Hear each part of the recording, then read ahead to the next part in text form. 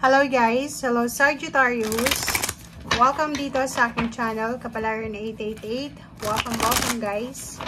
Alamin natin kung anong messages, vibration, gabay, energy para sa inyong lahat. Sagittarius, friends natin na nanonood. Okay, triumphant success.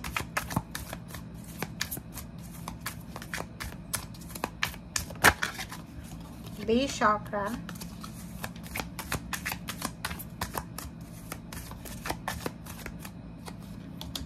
Okay, firm foundation. Sagittarius, ang galing ng baraha mo.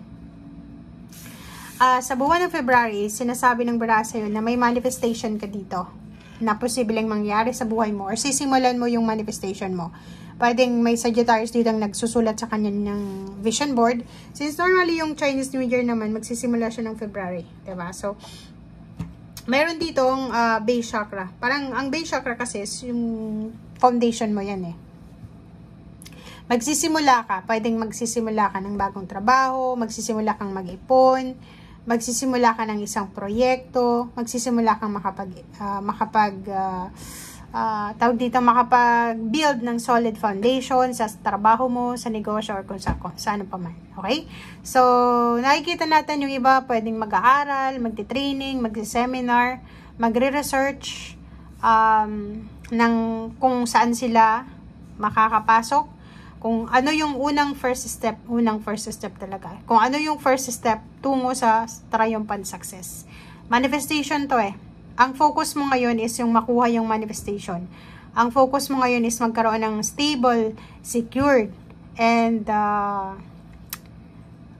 maayos na pundasyon sa usaping pera.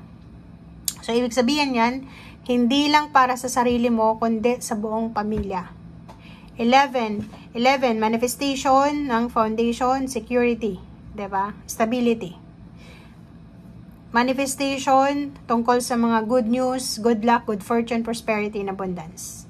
Manifestation na mahawakan mo yung tagumpay, yung parang mala Gabriela silang na hawak mo yung sword na tagumpay ka, diba? Successful ka, triumphant ka. Okay? So, yung iba din dito, pwedeng magsisimula silang magpatayo ng sariling bahay.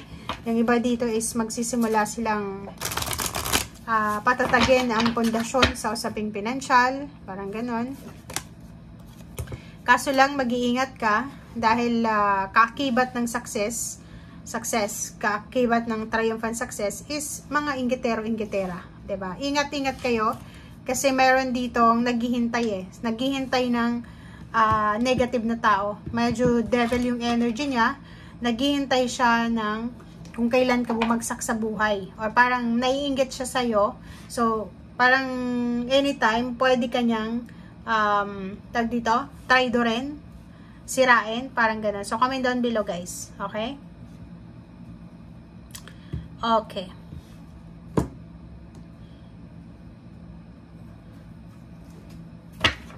Sagittarius.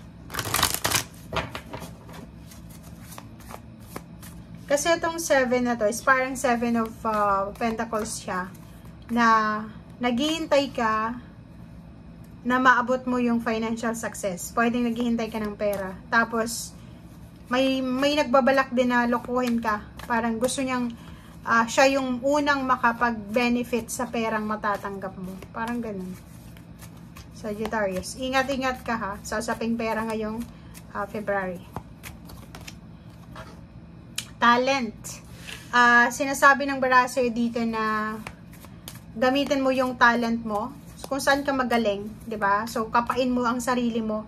Like, alamin mo yung strength mo, yung God-given talent mo. Kasi pwedeng may talent ka, talent sa pagluluto, sa pagkanta, sa pagsayaw, or sa kung ano man tong talent mo. Innate talent siya. So, yung talent siyang ibinigay sa'yo ng Panginoon. Kung saan ka magaling, na pwede mong pagkakitaan. Pwedeng siya yung maging simula na kumita ka ng malaki. 'Di ba? So, wag mong i-underestimate.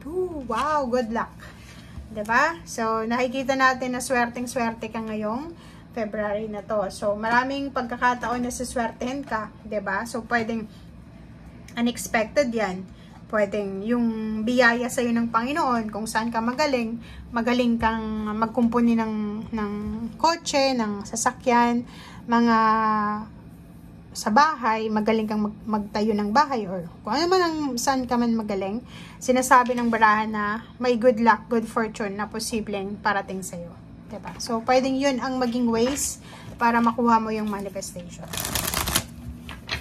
Pwede ka rin na swerte sa mga sugal, sa mga loto, sa sabong, kung may sabong o ano pa man. Pero hindi natin ini-encourage yung mga Sagittarius na magbisyo.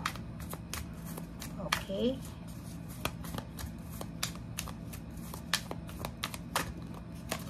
Okay, 0 to full. So, marami ditong new beginnings, guys. May iba sa inyo ditong itatry nyo na mag-abroad, itry nyo magnegosyo, itry nyo magtrabaho sa ibang lugar, itry nyong magsimula ng bagay na hindi nyo pa sigurado. So, nakikita natin dito na itutuloy mo. Pwedeng babalik ka sa dati mong trabaho, babalik ka sa dati mong negosyo. Parang nakikita natin dito na kahit mahirap yung trabaho, pero nakikita ko sa'yo dito na gusto mong balikan. So, for example, babalik ka sa dati mong company, sa dati mong pinagtatrabahuhan. And, nakikita ko sa'yo dito na siguro ang magpupush sa'yo para bumalik sa dati mong trabaho or magpupush sa'yo para mag-strive pa is yung mga obligations mo. Pwedeng ang dami mo ng utang sa ngayon, madami kang bills na kailangan bayaran, may anak kang nag-aaral, may apo kang nag-aaral, or kung ano man to na mga kailangan mong isettle. And parang iniisip mo na nanghihinayang ka sa oras. Like for example, dati mong trabaho, nag-resign ka kasi napagod ka. Parang ganun. So, for example lang ha, may Sagittarius ditong ang dati niyang trabaho is sa isang company. Ay, ang hirap ng trabaho, night shift siya. Yung sweldo ayos naman. Pero, bigla siyang nag-resign kasi feeling niya makakahanap siya ng ibang trabaho. But unfortunately, wala na, unemployed siya after nun. So, parang nanghinayang siya. Pero, etong pagbabalik niya na to sa ngayon is sigurado na siya na sobra-sobra yung confidence niya. Sobra siyang excited na kahit mahirap yung trabahong yan, itutuloy niyo pa rin. Itutuloy niyo pa rin or gagawin niyang lahat para makapag-survive. Okay?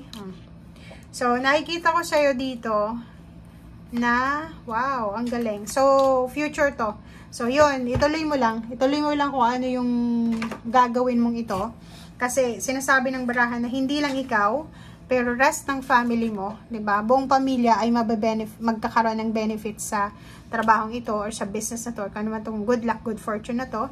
May mga tao na posibleng mag-offer sa iyo ng financial help, pwedeng kapamilya, or posibleng itong financial achievements na to ay i-offer to sa'yo, you're protected ng universe, so i-offer siya sa'yo ng universe. So, yun, kailangan mo lang is patience, and kailangan mo lang is confidence, okay? Ang ganda ng baraha mo, tingnan mo. Sobra kayong magiging masaya kasi magkakaroon kayo ng cooperation sa bawat isa, sa family. Lahat kayo siguro magkakaroon ng trabaho, yung mga financial achievements nyo, pag sinama-sama mo yon, sobrang achieve talaga ang buong pamilya. Okay? Thank you guys. Bye!